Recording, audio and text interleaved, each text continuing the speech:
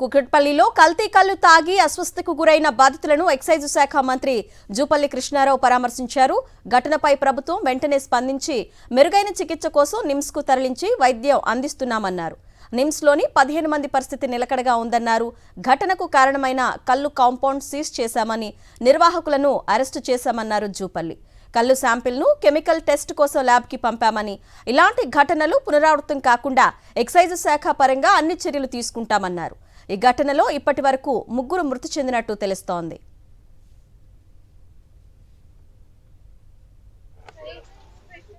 కల్తీ కల్లు ఘటనపై మరింత సమాచారాన్ని మా ప్రతినిధి సుస్మిత అందిస్తారు.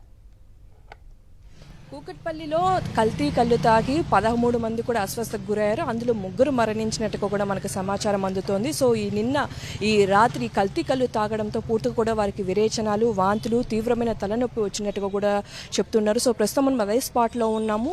అయితే మనం ఏదైతే చూస్తున్నామో ఈ ఏరియాలో హెచ్ఎంటీ హిల్స్లో పూర్తిగా కూడా 2-3 చోట్ల కల్తీ కాంపౌండ్ని ఈ విధంగా ఏర్పాటు చేసినట్టు కూడా చెప్తున్నారు. ఇదే కల్తీ కాంపౌండ్లో 2-3 సార్లు కూడా ఇదే విధంగా జరిగింది. చాలామంది అస్వస్థకు గురైనట్టుగా కూడా స్థానికులు చెబుతూ ఉన్నారు. అయితే తాత్కాలికంగా మూసివేయడమే కానీ ఎటువంటి చర్యలు తీసుకోవడం లేదని కూడా చెప్తున్న పరిస్థితులు కనిపిస్తూ ఉన్నాయి. సో మొత్తంగా కూడా చూసుకుంటే ఏదైతే కళ్ళు తీసుకొని వస్తారో దానికి సంబంధించిన డబ్బాలు కూడా మనం ఎన్ని సీసాలు కూడా చూస్తున్న పరిస్థితి కనిపిస్తున్నాయి. సో పూర్తిగా ఇదే లైన్లో 3 కళ్ళు కాంపౌండ్ ఉన్నట్టుగా కూడా చెప్తూ ఉన్నారు. నిన్న రాత్రి పూర్తిగా అందరూ అస్వస్థకు గురవడంతో వారందరినీ కూడా ప్రస్తుతం లోకల్గా ఉన్న ఆసుపత్రికి తరలించారు. ఆ తర్వాత నిమ్స్ ఆసుపత్రికి అయితే తరలించినట్టుగా కూడా తెలుస్తుంది. అయితే 13 మంది కాకుండా చాలా మంది, దాదాపు రోజుకి ఇక్కడ వచ్చి 200 మంది కళ్ళు తాగుతున్నట్టు కూడా మనకు సమాచారం అందుతుంది. స్థానికులు కూడా పూర్తిగా చాలా వరకు ఇక్కడికి వచ్చి తాగుతూ ఉంటామని కూడా చెప్తూ ఉన్నారు. సో నిన్న రాత్రి తాగడంతో చాలా మంది అస్వస్థకు గురైన పరిస్థితి అయితే కనిపిస్తుంది.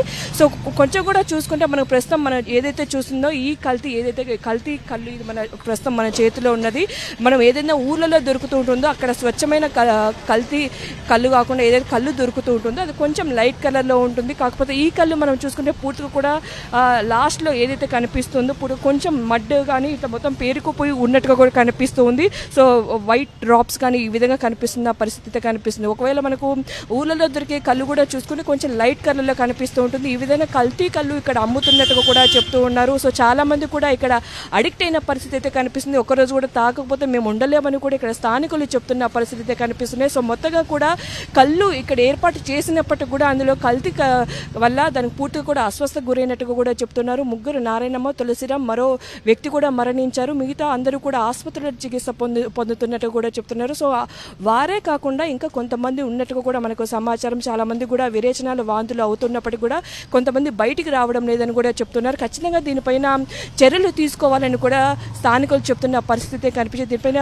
తాత్కాలికంగా కాకుండా పూర్తిగా కూడా యాక్షన్ తీసుకుంటే ఈ కల్తీ కాంపౌండ్ ఇక్కడ మూసివేయాలని కూడా స్థానికులు డిమాండ్ చేస్తున్న పరిస్థితి ఇక్కడ కనిపిస్తూ ఉన్నాయి. కెమెరామెన్ చందుతో సుష్మిత, సాక్షి టీవీ, హైదరాబాద్.